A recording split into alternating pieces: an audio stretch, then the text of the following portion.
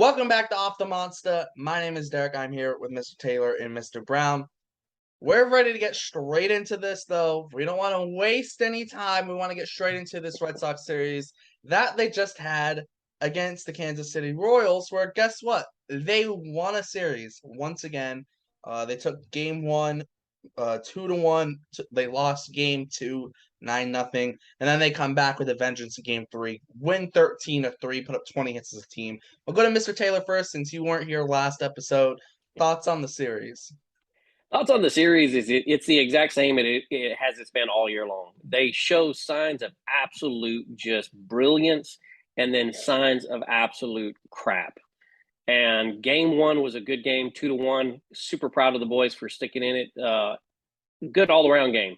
Game two drove me to drinking a lot of alcohol again. And then today I kind of took it a little easy with the 13-3. Good overall game. I got to see a more well-rounded team again today, and I'm hoping to see more of that in 2023. We saw some guys come up big today that had been a little lacking, offensively through the year. Kiki, I think, had 3 hits, maybe 4, if I'm not mistaken. He had two, but two. he drew 2 walks as well. And then JD had a couple. He had a give me double and then a true solid double to center, from what I remember. Yep. Nick Pivetta looked okay. I think he gave up I think he gave up all 3, if I'm not mistaken. Yeah, 3 runs, but gave you a chance to win. Yeah, I mean, kept us in the game. He went 5 strong from what I can remember, and just an overall good game. I want to see more of it. Unfortunately, we've only got a few games left this season, so it's going to be a lot of time of these young guys showing us what they can do for 2023, and hopefully get a roster spot going into the next season. Yeah, they have an off day tomorrow. Then there's 16 games in 16 days, and that's wrapping up the season. So it's going to be a good stretch, though, for some of these young guys to get going. But it was still a good series win, right, Mr. Brown? Yeah, I mean, this is what we're going to see for the remainder of the season. Like you said, and Mr. Jello said, is that you're going to see consistent inconsistency because what they're doing is they're testing out some of these young arms, some of these young players coming up for the minor leagues. But at the same time, they want to stay competitive. I'll say one thing about Alex Cora.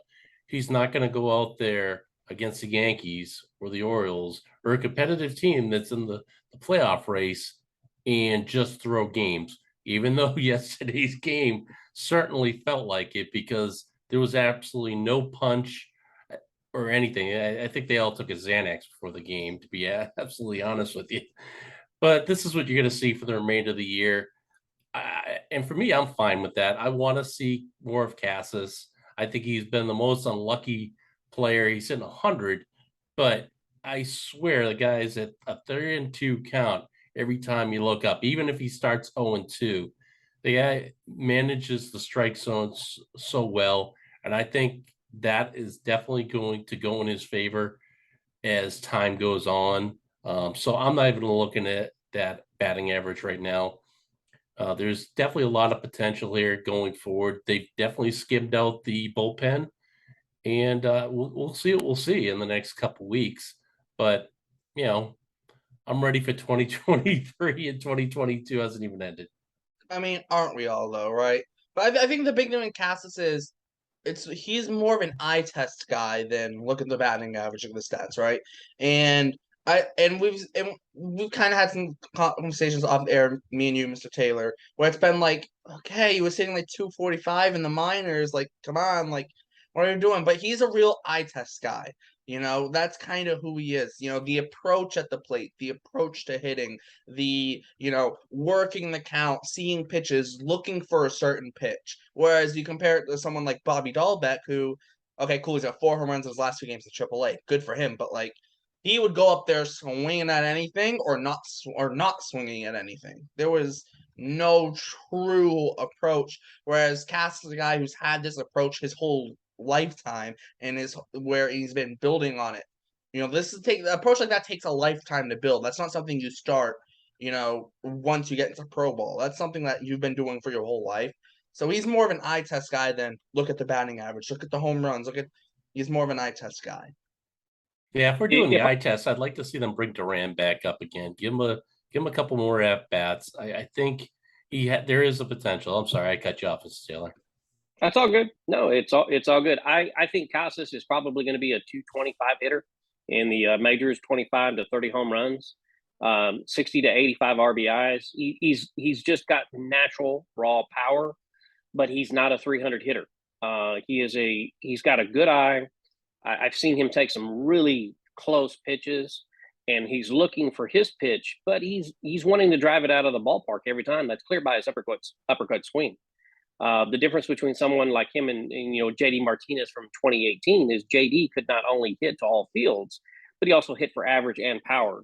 Casas is not that kind of guy. Duran, I really want to see do well at the major league level because he has got just unbelievable speed. I mean, he's a guy that can take a single and score from first. And if you got a guy like Casas that can hit one in the gap, good luck. You're not going to catch Duran at the plate. So I agree with you. I want to see Duran come back up with Casas in the lineup too and kind of go from there. As we move into the winter, I'd like to take some of these prospects and just do it episode by episode and just go into these guys like Casas because I could spend an entire episode just talking about him. Oh yeah, 100%. I think too what we're looking at with a guy like Casas is no one's asking him to hit 300, right? Like and how many guys are hitting 300 in the big leagues? I think there's 11 or 13 guys hitting 300 right now in the big leagues out of how many guys? Like you're not seeing many guys hit 300 anyways. You have like a lineup of guys who can hit 300. That's it. So I think he's more of an on base guy, and that goes back to that approach. You're kind of looking at the approach. And I remember seeing him strike out a week ago on a fastball down on like a 3-2 count. He watches it go by. And in my head, I didn't go, he should have swung at that pitch. I was like, I see what he was doing there because if you have a guy who has good off speed stuff and you see the ball down, well, you don't want to swing. Why? Curveball, changeup, whatever. That's in the dirt. Where and then you look bad for swinging at it when you look more up in the zone for pitches to swing at instead of down in the zone. So I look at that and I'm like, okay, he's got an approach. He's got a plan. He'll take a strikeout to come up in his next at bat and download more information and put that to use the next at bat. He's not gonna just swing because he gets in a 3-2 count. He's still gonna look for his pitch and not try and force the envelope, which that's something you see a guy like a JD Martinez do when maybe not this year, but when he was like really going, when he really goes well, that's what you see him doing. You see guys like Bogarts doing it. Devers when he's really in that kind of patient and not just trying to attack first pitch mode. When Devers, that's who I was going to compare it to exactly. Stats is JD. Is he going to be JD? Absolutely not.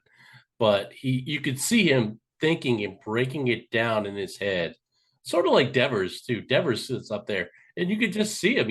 He's thinking through every different calculation of what the next pitch and what he can do. So yeah, it's kind of like Doctor Strange up there. He's just thinking of like 10,000 different avenues. Yeah, and I think it also proves that he's batting average thing is just like around 100, just under 100 after today. When he pinched, he had 2 at-bats today. But I think though it's there is a massive jump from AAA to the big leagues, and we've seen it with Duran and Dahlbeck kind of this year, but more so Duran, where it's like that's a big jump from AAA to the big leagues. Some guys get in there and they get in the right atmosphere, or maybe they have the right team around them. There's not too much pressure on them. And the perfect example, that's the Atlanta Braves. They call a guy up and say, hey, there's no pressure on you. We're going to put like Michael Harris. We're going to just throw you in the 9 spot. You're here to play defense. You're here for your defense. If you give us any offense, that's a massive plus. And he could potentially win Rookie of the Year. I think when you see Duran, also too, I was thinking about this because when Franklin Herman came in the game and he struggled, didn't get an out, but whatever, besides the point. You see people going crazy on social media. He's a bust, blah blah blah. He sucks. Hein Bloom can only get quadruple A players, yada yada yada. If you're a young guy who's on social media a lot, like maybe Duran could be potentially, you're gonna come across that stuff. Especially if you're very self-conscious of yourself and you look towards other people's opinions for you, about you. So and we know Duran's mental side of things was just kind of shot. We know it was shot. Maybe that could play a role as well. You're Red Sox. You gotta tell these kids, stay off social media. Our fan base is crazy. stay off it, we'll because you're only overanalyze. Why you wore certain batting gloves. Yeah, it's like, or like certain cleats or whatever, or like when Evaldi accidentally wore Vasquez jersey during that game, and there's some people like, oh, it's because he's whatever, like he just grabbed the wrong jersey, like it's Hey, it had a 7 on it, man. He wasn't looking too close. exactly. I think, and it's like, and it's not all of us, but there's the extremes of every side. There's the extreme people who will always have like someone like Heimblum's back. Then there's the extreme people who will never be behind Heimblum, even if he wins 10 World Series in a row. There'll be people that'll be, but there'll still be people on the other side behind him, even if he has 10 losing seasons in a row. So there's always extremes to everything, and the extremes suck, but those are what people notice the most. So as a young player and someone like Jaron Duran, and I'm guessing he's somewhat active on social media, like you're gonna come across that stuff most likely. Even if you're not trying to come across it, you're gonna come across it. And like I said, his mental side of the game for him was just totally gone by the time he got sent down. But yeah, I think would like to see him. Maybe not this year though. Maybe just let him ride out the year in AAA and get every day at bats. And then I think they should probably send him to winter ball somewhere. Maybe like a Puerto Rico, because Cora is there, and I think Ramon Vasquez is the manager of one of the Winter League teams. Maybe, and he did play in Puerto Rico in the Winter League in 2020, so maybe there could be something there as well. Just try and get him kind of out of that, looking at that, has to get him out of that bad headspace and get him kind of back on that right track, because he can be useful even if he doesn't play every day. He's a good guy to have on the bench. You need a guy to get on and as a pinch runner or whatever. World Series teams have those guys. Are you saying he was mentally drained because he was yelling at fans at Kansas City for throwing bottle caps at him, and they're some of the most lax fans that there are? Well, it's like but you could see like everything was just building on him, right?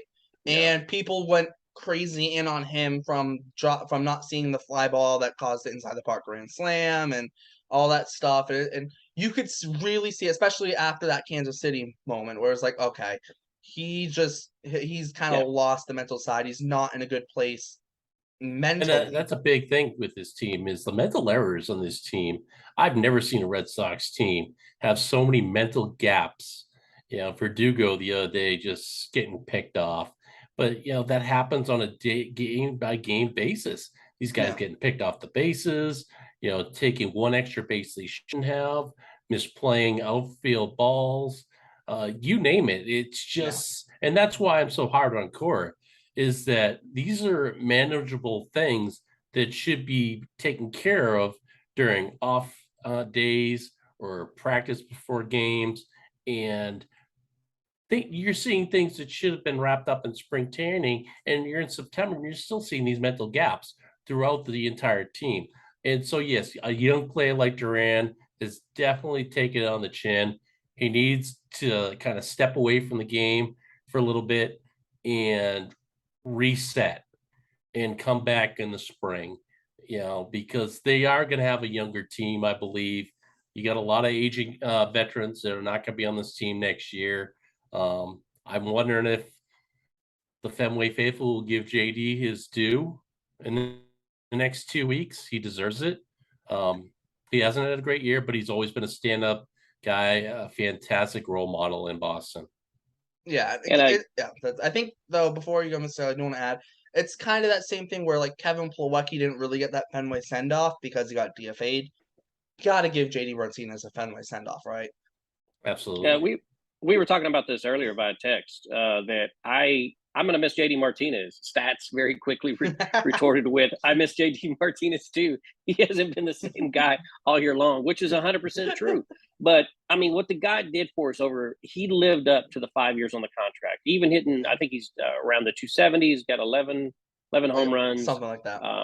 And, a handful of RBIs for a guy that's capable of, 125 to 130. It's going to be sad to see him go. I don't think he's going to get a qualifying offer from the Red Sox. I think he's going to go somewhere in the National League because of the expanded DH rule. But I will say this: it's going to leave a very big gap at DH, which would, I think, maybe kind of segue into maybe what Stats was talking about offseason needs for the 2023 Red Sox. Yeah, I mean, I was just thinking about going there. I mean, it's going to be very interesting offseason. Obviously, the team is going to have different priorities. But before we even get into things like polls that need filling, top two priorities. Number one, we can all agree on this, I would think. Get something done with Devers, or if you don't get something done, at least get the work done to where it's easy to get an extension done, right? Or try and get something done. You should be able to get something done with Devers, but if not, put in the work so you can get an extension done, right? We can all agree. I agree that Devers is a priority. I think that this is going to be Chaim Bloom's make it or break it off season. He's got some very big holes to fill next year. Devers is under one more year of arbitration. Xander is going to opt out. I'm seeing all kinds of social media posts about Dave Dombrowski's going to go after him in Philadelphia. I don't know if that's true or not, but Diamond Dave, he's Diamond Dave, man. He's going to spin and spin and spin and spin. Now, do I want to see Bogey over there? No, I don't. He'll I really, spend truly till the don't. death of your team. That is correct, sir. And that is kind of why we're in the predicament that we're in. Yes, because our only guy we could trade for in 2019 was Andrew Kashner. Hey, man, don't bring that up, bro. It still it still sits there. But I really think that Devers is going to be the pinnacle for the infield moving forward. Xander, you've got Marcelo Meyer coming up. I think he's going to get fast-tracked. You've got we just picked up this kid Chang, who seems to have a great swing for Fenway. I mean, he hit one off the 379 marker today. Just a solid swing. Kind of looks like Tommy Pham swing a little bit. He's going to be kind of like that utility infielder guy, probably bench roll, but useful.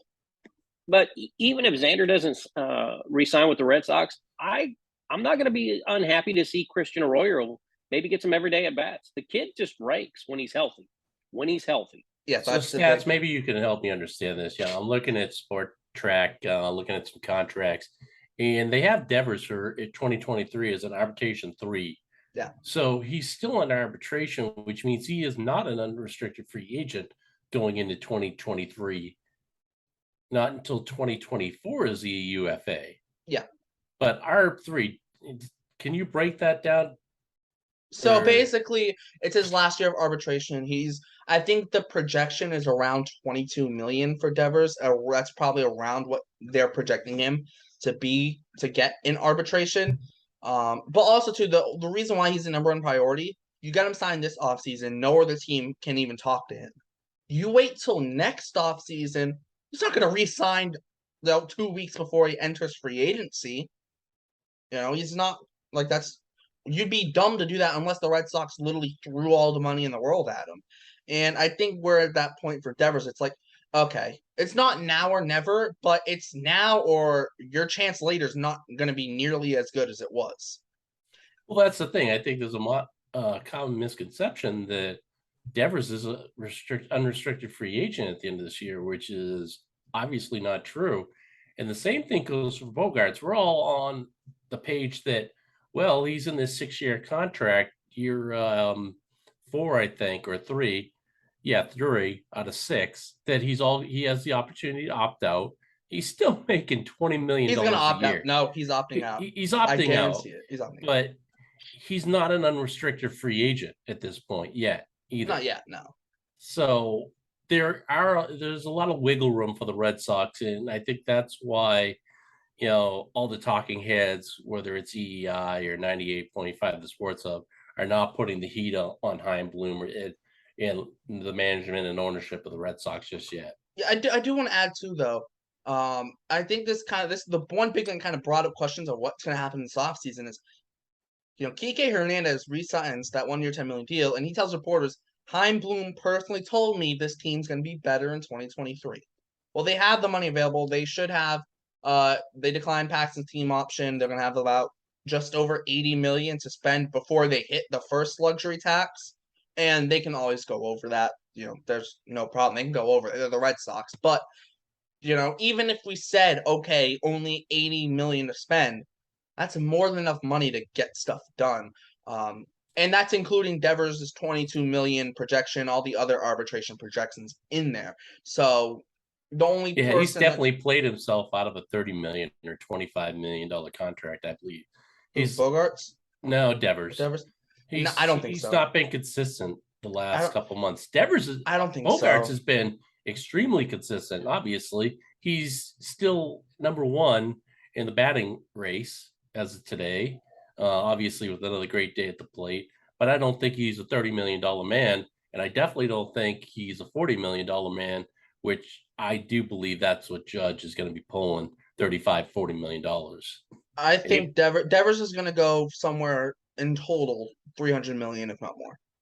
Now that depends on the years. Depends on the years. I've been kind of throwing out the 12-year 365 as a big FU because that was the same deal Mookie Betts got with the Dodgers. So I've been throwing that out as just a funny FU to all the Hein Bloom haters saying he can't spend money because he got rid of Mookie. But besides the point, I honestly I think though you're willing to pay more to keep Devers because one, how many times you guys come around like Devers? First of all, not often. Two, he should have longevity because even if his defense trails off, you can slide him to the DH spot. Is 30 million a bit much for a DH? Yes, but like the Tigers are paying Miguel Cabrera 25 million. Like, okay, who cares? And also two, I think you lose Devers, who are you gonna replace him with? You don't just start third baseman, don't just pop up out of anywhere. I think the position has something to play with. If Devers was a left fielder or whatever, or like a position where the defense doesn't really matter, but also too, they still don't get paid that much. Yeah, you might only get 20 million a year, 20. Yeah, probably might get 20 million a year. But because he's at third base, you're gonna see and probably gonna see 25 million a year minimum for Devers. And you need some homegrown kids to keep on this team. And outside of Bogarts, there isn't anybody. There are kids coming up, but there is nobody on this team that you go, man, he is a Red Sox. Matt Barnes, like you leave Matty Backpacks alone. But I'm giving him. I'm gonna need a bigger boat for that conversation. Yeah, exactly. Yeah. But I think too, it brings up the point though of what's the plan this offseason, right? I would say this to both your points. I see Mr. Brown's point. I think I personally, if I was the general manager of the Red Sox or chief baseball officer or whatever you want to call me, I would argue that Rafael did work himself out of a $30 to $35 million deal because he's now batting below. I think he's around the 280 mark, 25 to 27 home runs. He's not hit I don't think he's at 80 RBIs, but someone is going to pay him the bank, like what Stats was saying. Someone is going to give him 10 years, 350. Someone will come in with that contract. I said a long time ago, 10 and 375. Because someone is going to overpay. But with how things are going for him, what the Red Sox are willing to pay, with nobody really to replace him, it's going to be really interesting for Bloom. But we still have him for 2023, so it'll be interesting to see what he does. Like Stats said, you have to pay him this year, where you definitely will be overpaying for him next year. 100%. And I think he's a Boris guy too, if I'm not mistaken. No, he's not. He's not. He's not a Boris guy. Bogarts is, but not Devers. But that's it. But that's interesting because so is Correa, and they're both going to opt out. So I mean, it's going to be really unique to see what happens. Correa's probably. I'm 50-50 on Correa opting out. Why? Because he's making $50 million or something insane like that. He's making like 35 million. Not a bad chunk of change. But you mentioned that in the vision of Houston with Yordan Alvarez, they've got prospects that are actually fulfilling down there. Compared to the Red Sox, they're still trying to figure out where this team is going with their prospects. Their prospects are actually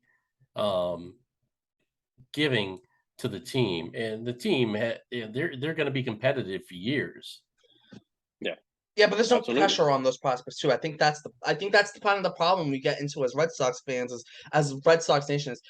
The guy could come up in his MLB debut. If he goes 2 for 3 with a double and a home run, everyone's gonna act like he's the next Ted Williams. And it's like, guys, it's like the guy just played one game. He's got 2 hits in his MLB career. Like, stop it. But if a guy goes 0 for 3 with 2 strikeouts, they're like, oh, this guy's horrific. He should go back to AAA. Like, and I think that's kind of the problem we run ourselves into. But I think offseason priorities, Devers number 1, Bogarts is 2. Now I've seen some people say this, so I do want to ask you guys. Bogarts leaves. Do you think they go out and get a Trey Turner or Dansby Swanson or Correa if he's available? I would prefer Dansby Swanson out of all those three because I think he's the cheapest out of all the three. Plus I think that you probably get him a little bit more short term than the other guys. I'm thinking Trey Turner's probably gonna want like an 8 to 10 year deal. Correa is gonna want a long term deal. I think Swanson, you could probably get the years down to like 4 years if you really needed to, but it's probably gonna be like a 6-year deal. I don't know. Would you guys rather, go out if you lose Bogarts, bring in another one of the shortstops, or have to maybe trade for kind of like a stopgap guy until Marcelo Meyer? What do you think, Mr. Brown? I think it's that short Darby Swanson. So you say Darby Swanson? Dansby Swanson. Dansby Swanson, sorry. Yeah, I think that's your short gap. Only if he could he'll take a 2-year contract. Well, you got to give him a lot more money per year to do that. My thing on, if you want to go like short term on a guy like Dansby Swanson, say, hey, 32 million 1 year, 32 and a half for 2 years each year. So what total of what's that? 65 million for 2 years. Is it more money than he probably should get per year? Yes, but you're also paying him more because it's shorter term. Maybe that's not the exact I don't see Bloom doing something like that. I really truly don't. I think he's going to continue to piece together things. He's either going to be if he's going to be a Bear, he's going to be a Grizzly. He's going to spend all the money. But I just don't think he's see him overspending for Trevor Story either, though. Yeah, I didn't either. That was a complete shock to me. I think Stats called it early in our conversations, but I was really surprised to see us get Trevor Story. I don't know what Trevor Story is going to bring to Boston over the next 5 seasons because we've got him for 5 more. Gold Glove defense, maybe. Oh, I agree. I think Story at this point is going to be a guy who's probably around league average offensively, maybe a little bit more than that. We'll see, but he's really truly there. He's going to bring Gold Glove defense at second base every single year. And so, is it maybe a little bit of an overpay? Maybe, but it's not like an outrageous contract. So I think we all agree that we definitely have some big holes to fill for 2023. We definitely need pitching. We're unclear at shortstop. Our third baseman, though we have him under control for 1 more year, is still kind of in limbo for us moving forward. We re-signed Kike on a 1-year, $10 million deal to bring him back for 2023. But maybe this is a good time to bring the elephant into the room with a gentleman by the name of Aaron Judge. Stats, yeah. I know you have some unique feelings on him and what he may bring for 2023, not only to potentially the Red Sox, but also what he may do to change the landscape of free agency moving forward. Can I just say before we jump into the free agency, can we talk for 1 minute about the 61 number? 61 is Roger Maris's number. It's still a Yankee record, and I think it's a great record to break. Roger Maris is a great Yankee, but the number from an MLB standpoint, I'm like, it's 73. Yeah, it's don't do this whole John Heyman. It's not the real number. Guess what? In the history book, there's no such thing as an asteroid. No, there isn't. Unfortunately, there isn't. Even if you want there to be, and Judge has even said so. But yeah. I want to see Judge. Judge is a really good guy. I'd love to see him in Boston. Dude. I'd be a little worried about him in Boston. And my worry is, one, that's a lot of ground to cover in right field for guys who struggled with injuries in the past. Not crazy with that, but no, it's less of that of he kind of has to change his hitting a little bit. Not that he can't hit a ball 430 to right center. He can do that, but he's struggled in the past at times at Fenway because he'll hit one 410, but it's into the triangle and it's a fly ball out. Mm-hmm. Or, he'll hit like one right, it'll just like, instead of being a home run in Yankee Stadium down the right field line, it's a fly out towards the pesky pole, maybe further down, whatever and I'm not saying he would be a bad signing. I'm not. Well, any baseball fan would have to have a lobotomy to say they would not want him in their uniform. Oh no, I would want. It's not that I want to. It would make me a little like. I'd be a little wary of it. But he makes sense in a New York uniform because that ballpark is just fitted for him. Exactly. And yeah, like he's playing center field. It's still not the biggest center field ever. Like, go play center field in Coors Field, where the gaps are humongous, and it's a doubles and triples paradise. Like, he's not covering all that ground out there in Coors Field. You know, When I heard you say that you were worried about him playing in Fenway, I thought maybe about all the murders that would happen on Lansdowne for the balls that he would hit over the monster. Some family of fours walking from the Hard Rock Cafe to the Cheeky Monkey, and all of a sudden they're splattered all over the roadway. I think I personally would like to see Judge stay in New York. I think he's a Yankee. I think he's the face of the franchise. I mean, could he? Steve Cohen's gonna throw him like $45 million a year, and he would be stupid not to take it. But I think he belongs in New York. I think he's the next captain. Do I want to see him on the Red Sox? Yeah, man, I want to see him hit it onto the Mass Pike. Why would him hit it onto the Mass Pike? But I just don't think it's going to happen. I really truly don't, and I'm interested to see what we're going to do moving forward in 2023. This offseason is going to be a lot of fun. But I suspect that Bloom will not make a lot of moves until closer to 2023 itself. And that's a little frustrating because I want to know the day after the World Series. We want to know. We want to know. I want to know what my team is going to look like, man. I want to get ready for 2023 because 2022 is driven me to alcoholism.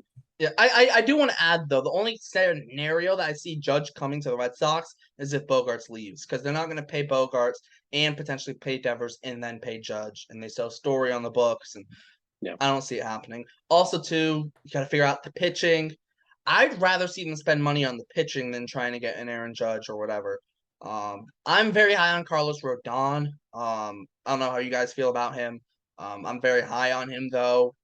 I don't necessarily think he's an ace, but if Carlos Rodon's your number one, like, you're not going to complain about it, right? I don't think he's like a legitimate ace, but if he's your number one, I don't think you can complain about that. The only worry would be injury issues, maybe, but, he's held up sturdy this season, was fine last year injury-wise.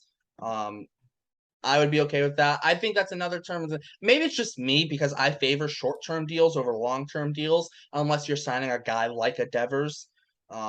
But I favor, I'd rather go high money but short years than these long-term deals. That's just me. Agreed. I like the shorter term deals with the higher average value. I really truly do. Yeah.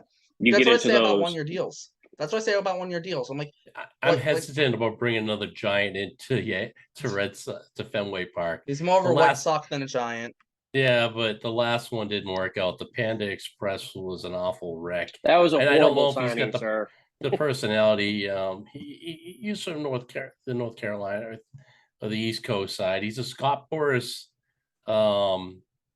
guy too. He's a Boras guy, but I think at the end of the day, I think you get Rodon and he's your number one, and you have some sort of bounce back from Chris Sale. I'm not saying Sale's going to be amazing, but if he can just be a part of the rotation in any sorts, then you add on a guy like a Bayo, who I think is a budding ace. So are you saying in a trade, because he's not an unrestricted free agent until 24. He has a player option. He has a player option. No. Yeah, he could. He'd be silly not to opt out this year. No, I think it's like the only thing is that caveat. I think it's like 24 million or 25 million. But still, but I think 30 years old. Exactly. This that's is what I'm saying. The last big contract. Yeah. San Francisco, outside of the Red Sox, have been one of the top 5 just duds this year. Disappointments. So it makes sense. And I'm not sure if he's going to want to go from one disappointing franchise to another at this point. I can see him go to the Yankees, unfortunately. No, I don't see it. I think, though, I think the Orioles would actually make the most sense from, teams who would need him perspective. But I also do think, though, the guy who I don't think it's going to happen, because I think Steve Cohen is going to throw all the money in the world at this guy. But I want Edwin Diaz. So you think they're going to be the Philadelphia Phillies of 2023? No, but they're going to still spend their money smart, though. Dombrowski doesn't spend that money smart. He's like, I'll just get 2 corner outfielders who can't play defense, and Castellanos only got 15 home runs this year anyways. It's Dombrowski just throws money at all his problems. Even though Cohen has the money to throw at his problems, they're still going to spend, the Mets are still going to spend that money smart, and I think that's the difference. I want Edwin Diaz really bad because you get a guy like Edwin Diaz, and you have Schreiber in the bullpen, and Barnes, I think, more of a 6th inning guy, maybe 7th inning if someone gets a night off. But then you can look at maybe Houck in the rotation, or I'd say keep Whitlock in the bullpen. You In could look at celebration of Houck in the Sunday, we just rotation. hit the 2-minute warning, by the way. Yeah, I know. You could look though at like Houck, maybe put Houck back in that rotation. I kind of want a 6-man rotation, because you have questions of It's never Sales. worked though in MLB. I mean, the Astros are running a 6-man rotation right now, so. But We I think it's more because you have a guy like Sale who is injury prone. I'm not throwing Sale out every 5th day, feeling confident that he's going to be able to stay healthy for a whole year. And also too, I think too, if they do bring back a guy like an Evaldi or a Michael Wacha maybe, or they bring like one of those two guys, and you roll. So let's say the rotation is Sale, Bayo, Pivetta, and let's say they can get a legit bullpen piece and put Houck back in the rotation. That's 4 guys. You still need a guy at the top of the rotation. I really want Rodon. Maybe it's not Rodon. Who the heck knows? Let's just say they get Rodon. Whatever. Okay, that's 5. You'd still probably use a 6, and maybe you look to, bring back a Michael Wacha if you can, or get a guy who maybe could be a swingman, maybe make spot starts if you need it, or maybe have someone like that who's not necessarily all the time a starting pitcher. Well, let's but hope he for a can sweep start. in Cincinnati, and we're back on Thursday to talk about the next Yankees debacle. Yeah, maybe we'll get into the Tiny Judge debacle as well. We'll see. Oh yes, we'll definitely tackle that on Thursday. All right, I think that's a perfect place to wrap it up, though. For Mr. Taylor, Mr. Brown, I'm Derek. Thanks for tuning in to Off the Monster, and we'll see you next time. Thanks.